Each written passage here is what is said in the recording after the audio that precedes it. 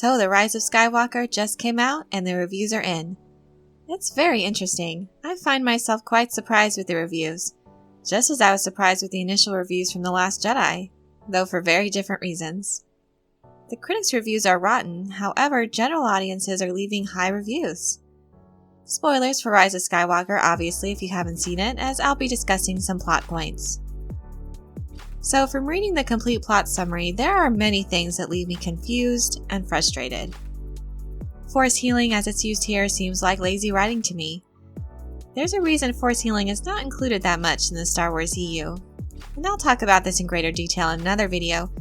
But yes, the force healing as well as the ending, with Rey taking the Skywalker name, not having Luke or Anakin in any significant way in this movie, as well as the fact that there's 2 movies worth of information here crammed into one.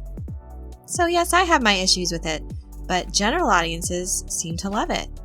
So I wanted to do a little research into this and see what could account for that, as well as the low score from critics.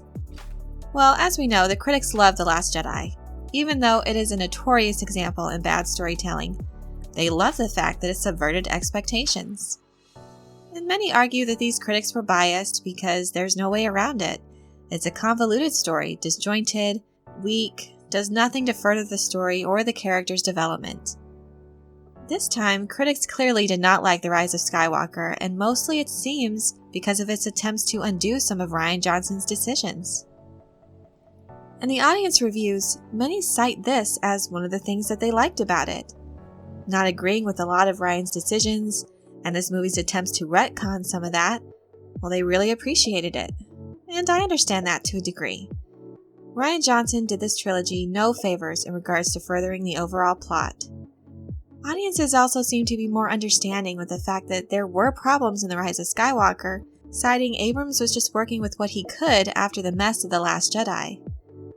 While some fans are fine with these attempts to retcon and are more forgiving with other areas like pacing, the exposition, and the fact that there is so much crammed into this movie, for a lot of fans though, attempts like these were not enough to undo the damage done in The Last Jedi, and so had no desire to even see The Rise of Skywalker, and thus did not leave a review. So that's something to consider as well. In my opinion, I actually don't agree with the attempts to go out of the way to undo what Rian Johnson had done. In my video, is episode 9 of Course Correction, I go over these points in depth about what we've seen to retcon some stuff, and if that would actually matter at this point. So if you want to see my analysis on that, check out that video. To me though, the little things to retcon at this point seem useless and only further succeeds in disconnecting these movies. And it goes to further show that Disney has no clue what the fans want. They thought that fans were so disappointed that Rey didn't come from a powerful Force-using lineage as it was revealed in The Last Jedi. I myself didn't have that issue. Their attempt to explain it was that the Force awakened Rey's ability to the degree that it met the growing darkness in Kylo Ren. And okay, that's fine. That would have been interesting also, if the story had a clear plan from the beginning and if they told the story effectively. They are so out of touch. If they truly listened to the fans, they would have realized that it wasn't the fact that she was a nobody that fans had an issue with. It was the fact that she was so powerful with no explanation, with no training. She uses Force persuasion just out of nowhere, having never ever tried and trained how to do that. She preventing Kylo Ren from manipulating her mind with such ease. And then just like that, she can do that now. And the first time she uses a lightsaber in battle, she takes down Kylo Ren. From what has been established in the movies, for someone like this to be this powerful with the Force without any training whatsoever is so unbelievable. Fans were thinking she had to come from a powerful lineage. That was the only explanation they can think of to explain this. So again, the problem is not that Rey didn't come from powerful Force users. It's the fact that she didn't, and yet is uber powerful and so proficient in using the Force without any training. And fans were disappointed that she didn't have this training with Luke, but may have been pleased with some attempts at training with Leia. But this comes across as useless as she is already so powerful. It's too late to even begin to fix these issues. And honestly, it doesn't actually feel like training. To me, the only struggle Rey seems to have throughout the movie is controlling her seemingly unlimited power, which is not very interesting at all. But that's my opinion though, and a lot of people out there feel the same way, which is why a lot of us didn't go see the movie and thus didn't review it.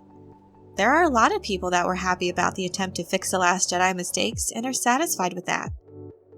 And then there are those that try to see only the good things about movies, enjoying the fact that it's a good popcorn movie where you can shut your brain off and just enjoy the ride. And there's nothing wrong with that. This is a form of entertainment after all. For some, that's plenty for a movie to accomplish. But to me, and to a lot of others as well, movies should capture the imagination. I want to be wrapped up in its story and not distracted by the fact that so many things don't make sense. As I was combing through other movie reviews, I found that it's actually kind of rare for the audience score to be lower than the critic score. I mean, just look at Cats.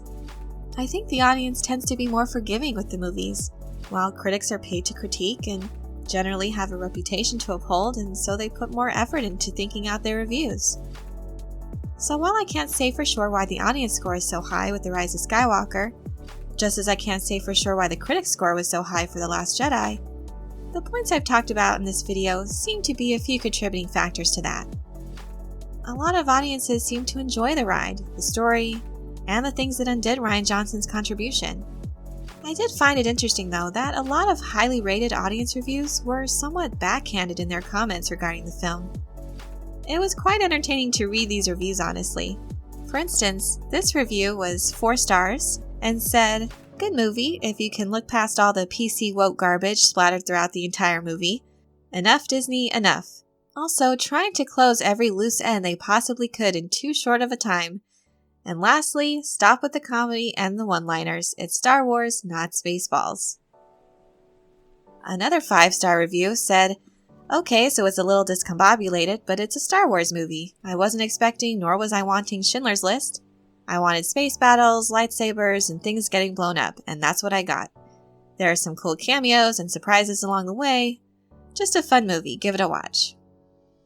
And another 5-star review, "While far from a perfect movie, I think J.J. Abrams did the best possible job tying up storylines from 2 previous movies that seemed extremely disconnected from each other. A truly must-see for any Star Wars fan." Another 4-star review, "Not a perfect movie, but more like Star Wars than the previous film. I enjoyed it overall, even if the amount of action and development could have taken 2 movies."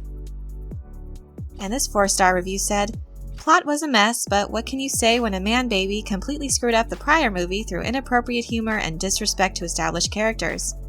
This movie tries to make corrections, but it was too late. Decent movie though." And lastly, another 4-star rating that said, "If you go to the movies for character arcs or development, this may disappoint you. If you are a Star Wars fan going to watch The Rise of Skywalker without major expectations, you'll be very entertained." While I of course respect the opinions of the reviewers, I don't understand why they would give the film such a high rating with the issues that they cite. So at the end of the day, you have to take the critics and audience scores with a grain of salt. We can't know for sure the reason for scores like these. But one thing for sure that speaks volumes is money.